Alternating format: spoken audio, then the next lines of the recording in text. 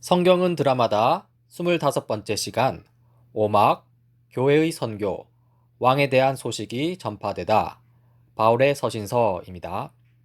오늘은 바울에 대해서 살펴보고자 하는데요. 바울은 그의 서신서를 통해 복음을 설명합니다. 먼저 성경 이야기와 바울입니다. 이 사도 바울은 사도행전 후반부의 주인공이기도 하죠. 바울은 이 복음을 유대 배경에서 이방 세계로 끌고 나온 이방인 선교사인데요. 이방인 선교사로서 이방 세계 곳곳에 교회를 세웠습니다. 그리고 선교사로서 바울 자신이 세운 교회들이 하나님 나라를 신실하게 증거하도록 양육하였죠. 바울은 교회를 세운 다음 종종 잠시 그곳에 머물면서요. 새로 거듭난 그리스도인들에게 복음을 살아내는 것이 무슨 의미인지에 대해 가르칩니다. 이 바울의 양육 방식은 이 편지를 통해서 이루어지기도 했는데요. 바울은 특정한 역사적 상황 가운데 있는 특정한 교회들에게 예수 그리스도의 복음의 의미를 설명하기 위해 편지를 썼습니다. 이 어린 교회들에게 보내는 이 바울의 편지들은요, 그리스도 안에 있는 새 생명을 더욱더 풍성히 누릴 수 있도록 이 복음의 의미를 자세히 설명합니다. 즉, 바울의 핵심 가르침은 복음인데요. 이 복음은 하나님이 예수 그리스도의 생애, 죽음, 부활이라는 이 역사적 사건을 통해 세상을 위해 하신 일에 대한 것이고요. 이 타락한 세상 속에서 하나님 나라를 세우시는 하나님에 대한 소식이기도 합니다. 그리고 복음에 대한 바울의 가르침은요, 하나님 나라가 그리스도 안에서 밝아오기 시작했다는 것입니다. 하나님 나라가 이 땅에 임했다는 것이죠. 유대교의 세상 이해를 살펴보면 이 옛 시대와 다가올 시대를 분명히 구분하는데요. 이 옛 시대는 죄와 죽음이 지배하는 세상이고요. 다가올 시대는 메시아 하나님이 이스라엘에 돌아오셔서 이 정치적 의미에서 이 하나님 나라를 세워 일으킨 세상입니다. 이 유대교에서 이 인간 역사는 이 옛 시대와 다가올 시대로 명확하게 구분됩니다. 현재는 옛 시대를 살고 있는 것이고요. 그러면서 다가올 시대를 기다리고 있다는 것이죠. 이 유대교의 세상 이해를 보면 옛 시대와 다가올 시대가 명확하게 구분되는 것을 알 수 있습니다. 하지만 기독교의 세상 이해는 그렇지 않습니다. 이 기독교에서 이 옛 시대는 죄, 죽음, 악, 사탄의 권세가 여전히 작동하는 세상이고요. 이 다가올 시대는 이 창조 세계를 회복시키시고 새롭게 하시는 성령, 그 성령의 권세가 작동하는 세상, 곧 하나님 나라입니다.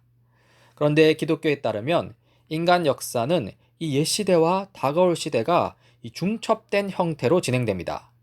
현재 다가올 시대가 이미 임했고요. 따라서 이미 있던 옛 시대 위에 이 다가올 시대가 겹쳐진 그런 형태를 취하겠죠. 그러면서 이 옛 시대가 결국에는 완전히 사라지고 이 다가올 시대만 남아서 이 하나님 나라가 완성될 날을 기다리고 있습니다. 이 그림으로 기독교의 세상 이해를 보면 이 옛 시대와 다가올 시대가 중첩된 것을 볼 수 있죠. 이 교회는 그 중첩된 시기를 살고 있습니다. 이 바울 가르침의 출발점은 이 다가올 시대 곧 하나님 나라가 이미 임했다는 것인데요. 예수님은 죽은 자 가운데서 살아나신 메시아이시고요. 이는 다가올 시대가 이미 밝았다는 것입니다. 하나님 나라가 이미 여기에 임했다는 의미죠. 즉, 예수 그리스도의 죽음과 부활로 하나님 나라가 이미 도래했다는 것입니다. 여기서 우리는 아담과 예수님의 대조를 좀 볼 수 있는데요. 아담은 옛 세상의 문에 서 있고요. 아담이 범한 최초의 죄로 말미암아 옛 시대가 열렸고요. 그 죄가 죽음과 오염을 가져왔습니다. 하지만 예수님은 새 세상의 문에 서 있고요. 예수님의 죽음과 부활로 말미암아 다가올 시대가 열렸고요. 예수님이 세우신 의가 이 생명과 정의의 새 날을 가져왔습니다. 이 바울은 아담에 의한 옛 시대가 서서히 그 힘을 잃고 예수님에 의한 다가올 시대가 이 세상을 점령해 가는 것을 묘사하고자 한 것이죠. 이와 관련하여 이 부활에 대한 새로운 이해가 있습니다. 먼저 유대교 내에서 이 부활에 대한 기존의 이해라고 했는데요. 유대교에 속한 이 과거의 바울에게는요, 이 부활은 다가올 시대에 이르러 몸이 다시 사는 것이라는 의미였습니다. 즉, 현재로서는 그 어떤 부활도 아직 이루어지지 않았고요. 이 다가올 시대도 아직 오지 않았다는 것이죠. 하지만 기독교 안에서 부활에 대한 이해는 그렇지 않습니다. 이 기독교에 속한 현재의 바울에게는요, 이 부활은 예수님에 의해 이미 실현된 것입니다. 따라서 다가올 시대는 이미 왔습니다. 하나님 나라가 이미 임했다는 것이죠. 이렇듯 예수님의 부활은요, 옛 세상에서 새 세상으로 가는 결정적인 전환점입니다. 예수님의 부활 안에서 이 구약으로부터 약속된 구원의 때, 곧 회복되고 새로워진 창조 세계가 놀라운 방식으로 드러납니다. 이 부활이라는 렌즈로 십자가 죽음을 제대로 이해할 수 있는데요.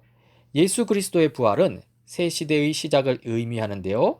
그렇기 때문에 예수 그리스도의 죽음은 옛 시대의 종말을 의미합니다. 그리스도는 세상을 위하여 옛 시대를 다스리던 죄의 권세와 죄책과 하나님의 저주를 몸소 받으셨습니다.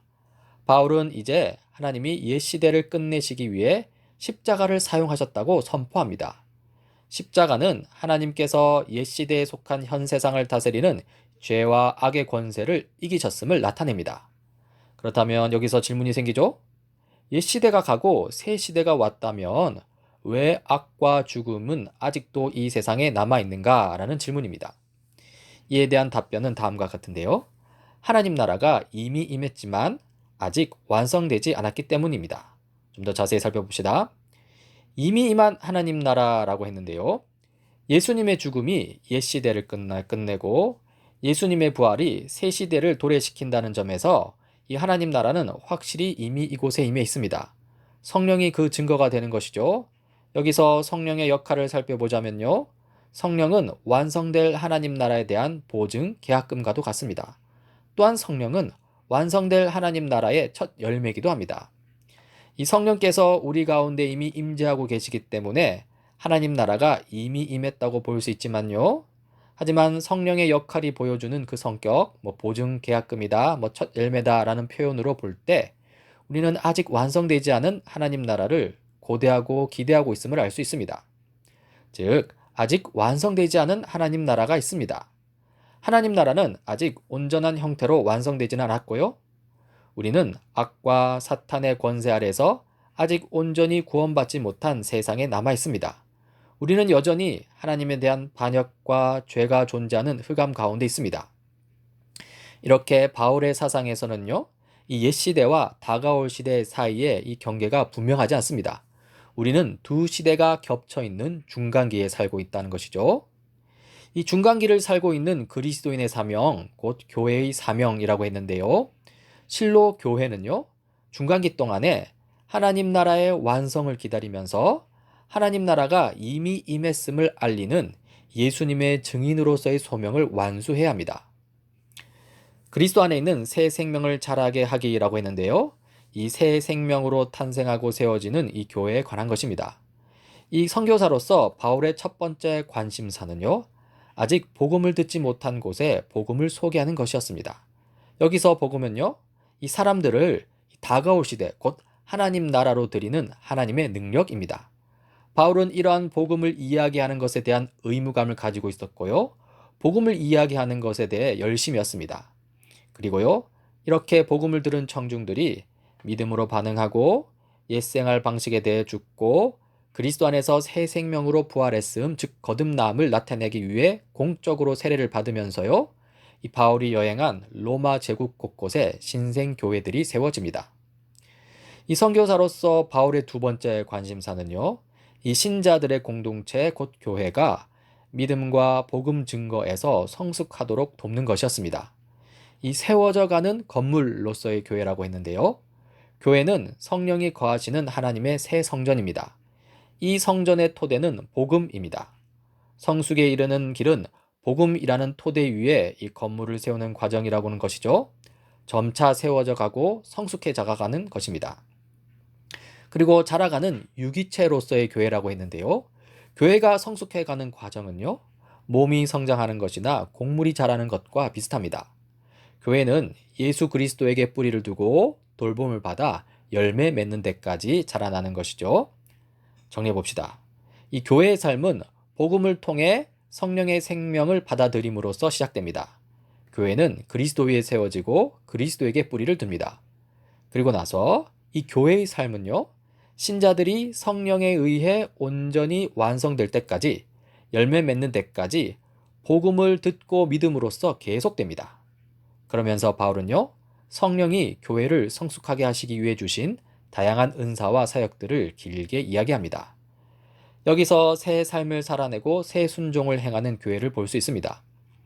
이 복음에 합당한 삶의 두 가지 요소라고 했는데요. 이 첫 번째 요소는 하나님이 하신 일을 기억하는 것입니다. 그리스도인들은요, 그들에게 새 생명을 주시기 위해 하나님이 하신 일을 듣고 믿고 기억해야 합니다. 그리고 나서 두 번째 요소는요, 하나님의 백성으로서 해야 할 일을 하는 것이죠. 그리스도인들은 새 생명을 얻은 하나님 나라 백성이라는 이 새 정체성에 따라서요, 마땅히 해야 할 일을 하며 살아가야 합니다. 즉, 하나님이 그리스도인들에게 하나님 나라 안에서 새 생명을 주셨으므로 그리스도인들은 하나님의 통치에 순종하는 하나님 나라 백성으로 살아가야 한다는 것이죠. 이 복음으로 세워진 이 교회의 삶의 세 가지 요소도 사실 앞선 복음에 합당한 삶과 똑같습니다. 이 첫 번째 요소는 그리스도의 죽음을 기억하는 것입니다. 이것은 하나님이 하신 일이죠. 하나님이 그리스도의 죽음을 통하여 이 세상을 지배하는 옛 시대의 세력들, 즉 죄와 악과 죽음을 이기셨다는 것을 기억하는 것입니다. 두 번째 요소는 그리스도의 부활을 기억하는 것입니다. 이것도 하나님이 하신 일이죠. 하나님이 그리스도의 부활을 통하여서 생명, 사랑, 평안에 대한 약속과 함께 다가올 시대를 시작하셨다는 것을 기억하는 것입니다. 그리고 세 번째 요소에서 우리가 해야 할 일을 보게 되는데요. 바로 성령의 도우심을 받아 참된 교회답게 살아내는 것입니다. 신자 공동체 안에 거하시는 성령님, 계속해서 공동체의 새 삶을 가져다 주시는 성령님으로부터 힘을 공급받아서 하나님 나라에 합당한 삶을 사는 것이죠. 이 새로운 삶을 형성하는 하나님과의 관계에 관한 이 세 가지 표현이 있습니다. 의, 화해, 입양인데요. 먼저 새로운 삶을 형성하는 이 하나님과의 관계를 표현하는 것 첫 번째는 의입니다. 인류는 반역한 아담과 함께 죄에 빠졌고 유죄 판결을 받았습니다. 그러나 예수님께서 죄의 형벌을 대신 받으심으로써 이 유죄 판결이 뒤집혀졌습니다. 이것이 복음이죠. 그리스도인들은 예수님의 죽음에 기초하여 의롭다 하심을 받았고요. 이로써 그리스도인들의 죄책은 제거되었으며 이제 하나님과 올바른 관계, 의의 관계를 맺게 되었습니다. 다음으로 새로운 삶을 형성하는 하나님과의 관계를 표현하는 것, 화해입니다. 인류는 죄에 빠졌고 하나님으로부터 멀어졌으며 하나님과의 화해가 필요합니다.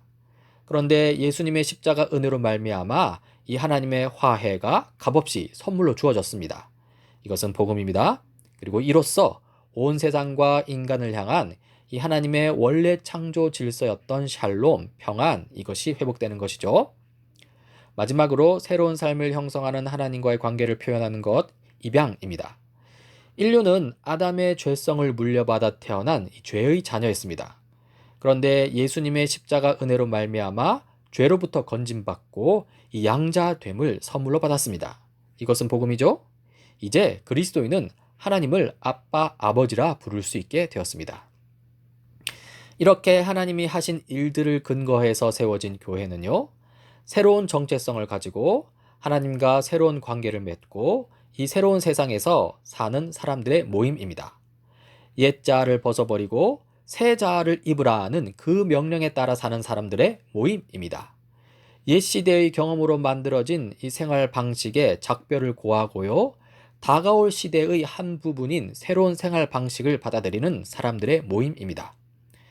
여기서 교회의 새 삶, 새 순종의 포괄성을 보게 되는데요. 그리스도는 창조 세계 전체를 다스리시며 창조 세계 전체를 구속하십니다.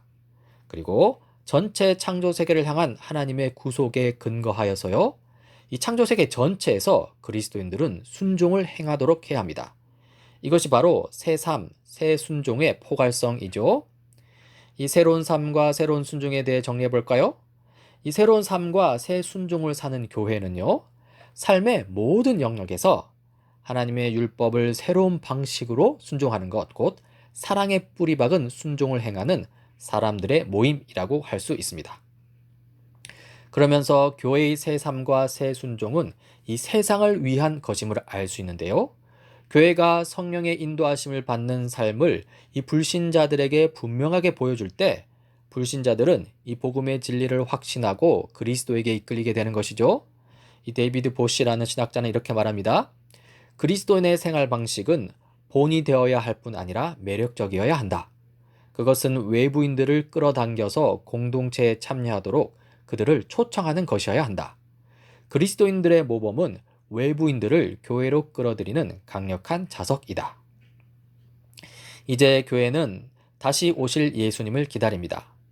그리스도의 초림 때 하나님 나라가 인간 역사 속으로 들어오긴 했지만요. 이 하나님의 구속사역의 온전한 성취는 그리스도의 재림 때 이루어질 것입니다. 바울 서신은 이미와 아직 사이의 긴장으로 가득 차 있고요. 그 긴장 속에서 위대한 소망을 품고 있는 것이죠. 이 하나님 나라는 교회의 현재 삶에 실제합니다. 하지만 그것과 더불어서요. 하나님 나라의 완성을 향한 이 기대는 교회의 위대한 소망이기도 합니다. 신자는 소망 가운데 살고요. 이 소망은 신자가 현재의 악한 시대 속에서 사는 동안에 순종과 위로가 자라가도록 하는 자극제가 될 것입니다.